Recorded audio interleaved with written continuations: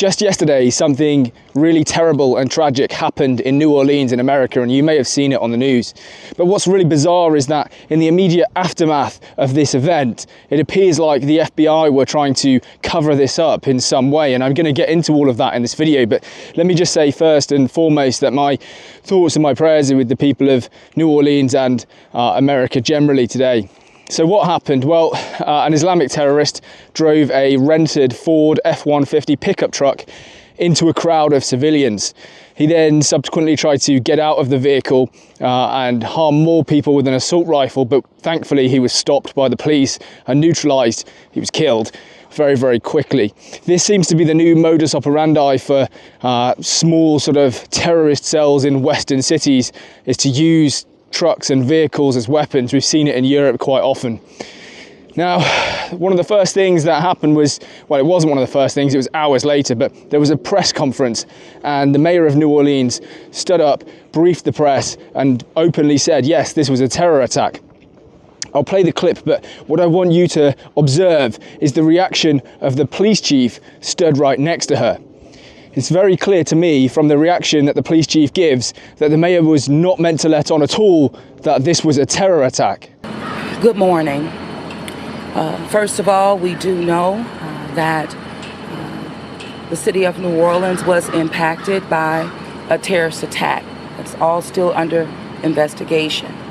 You'll hear more after me. However, now, if you needed more evidence that the mayor definitely wasn't meant to let on that this was a terror attack, just 2 minutes later at the same press conference, the FBI agent in charge of this whole event stood on stage and briefed the press that this definitively was not a terror attack, whilst also telling the press that they were dealing with improvised explosive devices. Okay. Good morning, my name is Alethea Duncan. I'm the Assistant Special Agent in charge for FBI New Orleans. As Chief Kirkpatrick said, we'll be taking over the investigative lead for this event. This is not a terrorist event. What it is right now is their improvised explosive devices that was found, and we are working on confirming if this is a viable device or not. To me, it's hard to imagine that this was an innocent mistake. Most ordinary people can put two and two together and work out that if you have a truck driving through a crowd of civilians and that truck is laden with explosives, then yeah, that's a terrorist attack. But the FBI had more evidence. I'll put a photo in here of an FBI agent taking a photo of the flag that was attached to the back of the attacker's truck. Now, you may recognize that flag quite rightly because that is the flag of the Islamic State, of ISIS. So how could an FBI agent stand up and deliver a brief to a press conference and not say that this might not be a terror attack, but to definitively say it's not a terror attack? That's just lying and misleading. So what do we know about the attacker? Well, he was a 42-year-old man called Shamsuddin Jabbar, and he's been described as a born and bred American. Okay, in a way that's actually more terrifying because what it means is you've got American homegrown Islamic terrorists, and that should really worry the American people. Now, he actually served in the US Army and he deployed to Afghanistan in 2009. So this is a very bizarre story, and I guess he had some military training and military experience. I don't know which unit he served in.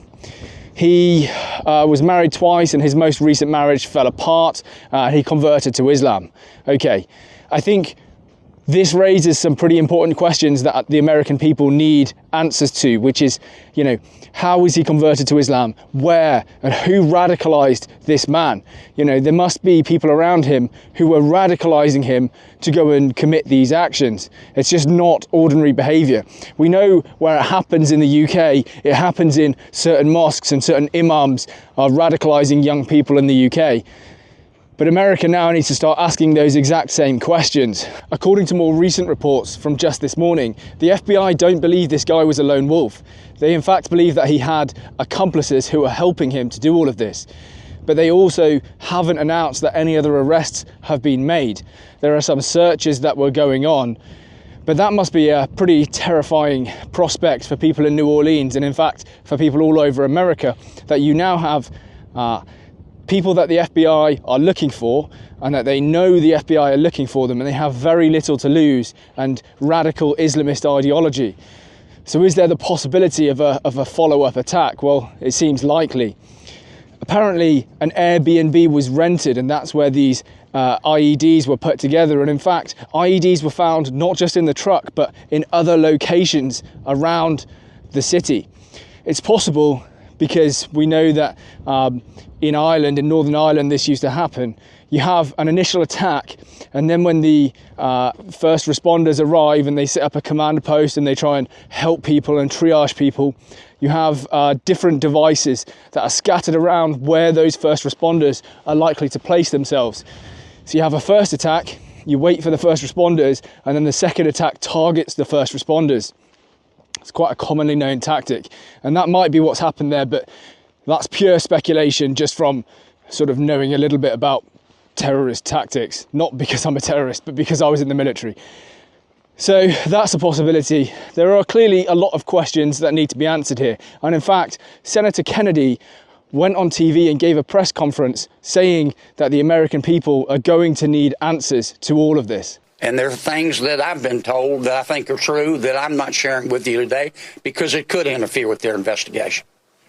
But after we get to the bottom of this, they need to tell the American people the truth and the people of New Orleans the truth. I will promise you this. I will, when it is appropriate and this investigation is complete, you will find out what happened and who was responsible, or I will raise fresh hell. Now, anyone who's ever lived in a medium or large-sized European city will know that we have something known colloquially as diversity barriers. And what these are really are barriers that are designed to stop vehicles, so that vehicles simply cannot access areas with large amounts of pedestrians. Their sole purpose is to stop this kind of attack. And some of you will be wondering, well, why don't American cities have those? But they do. And in fact, New Orleans itself has them. Let me play a clip of a guy in New Orleans before this attack talking about the barriers there. Doug McCash, I'm with NOLA.com, and lately I've been writing about the mayor and governor's proposals to make the French Quarter safer. And one of those proposals was to have mechanical barriers that would prevent vehicles from approaching Bourbon Street after certain hours. There were terrorist attacks in Nice and in Berlin where terrorists used trucks as weapons. And this is supposed to protect us from that. I don't think it's that bad of an idea. Keeps cars from running us over when we're drunk, right? And this leads to an obvious question. Why didn't these diversity barriers prevent the truck attack from happening in the first place? Well, the official explanation is it's because they're being replaced, which is a very relatable feeling, incidentally, but that's a topic for another video. Now, these barriers are currently being replaced, and so they weren't functional at the time of the attack. But I just want to make one additional point here. The barriers are being replaced at the exact same time as the Super Bowl is taking place in New Orleans. So the barriers designed to protect pedestrians are not functional during the time when New Orleans is likely to see the most pedestrians on their streets. Someone probably needs to be held accountable for that decision. Now, all of this may or may not link to a second incident that happened in the US yesterday. And that is, there was a Cybertruck parked outside of a Trump building in Las Vegas, which suddenly exploded. It didn't catch fire, by the way, it exploded. Let me show you.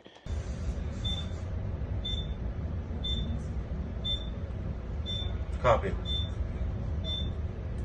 Now, this wasn't even being reported initially as any kind of explosion or possible bombing.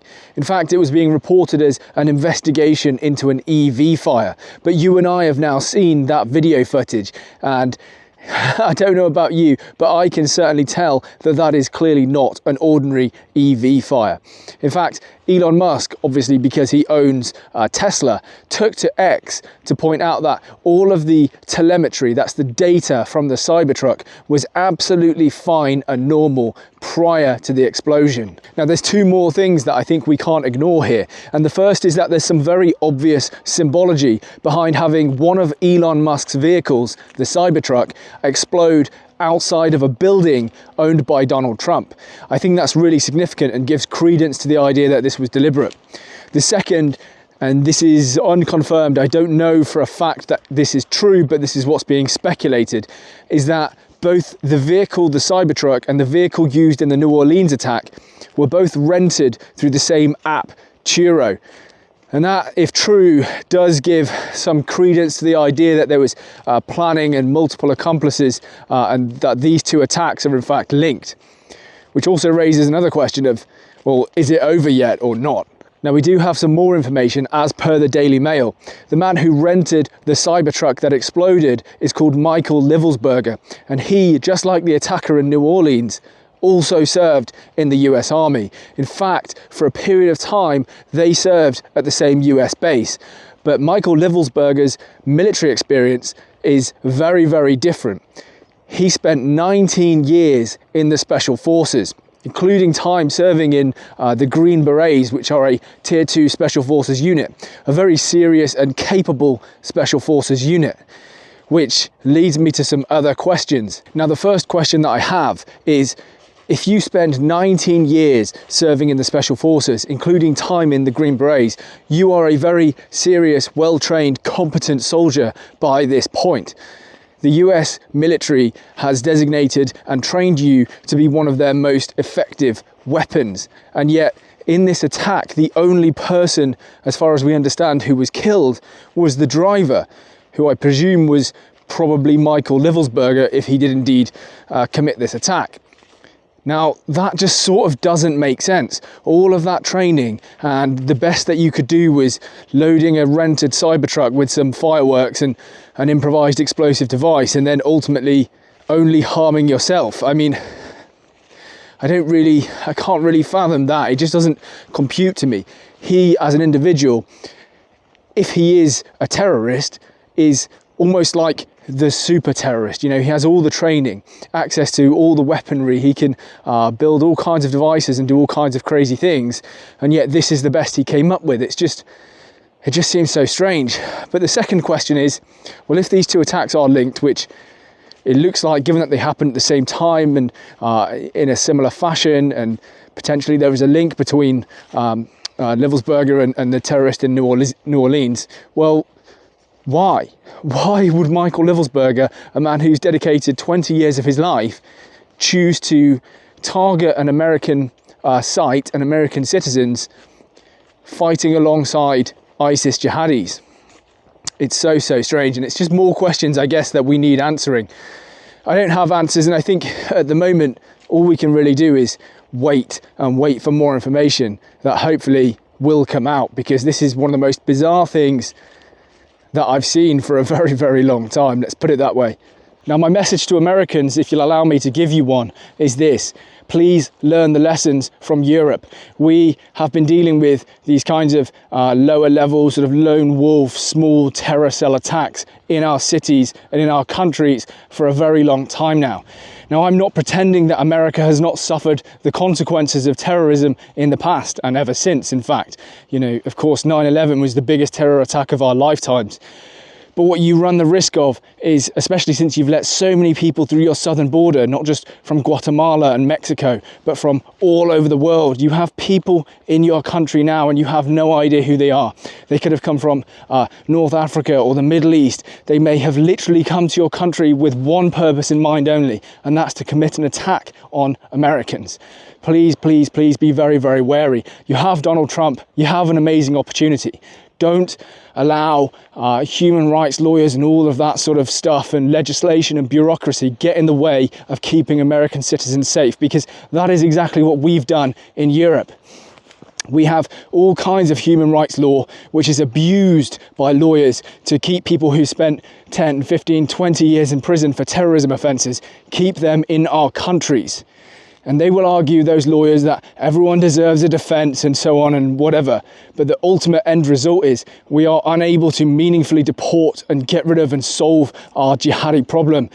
Please do not stop Donald Trump doing this for you.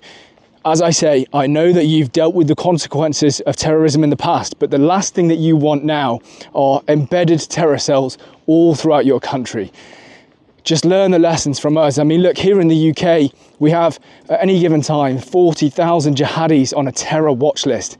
So our security services MI5 are watching 40,000 jihadis, hoping that they can prevent an attack before it happens.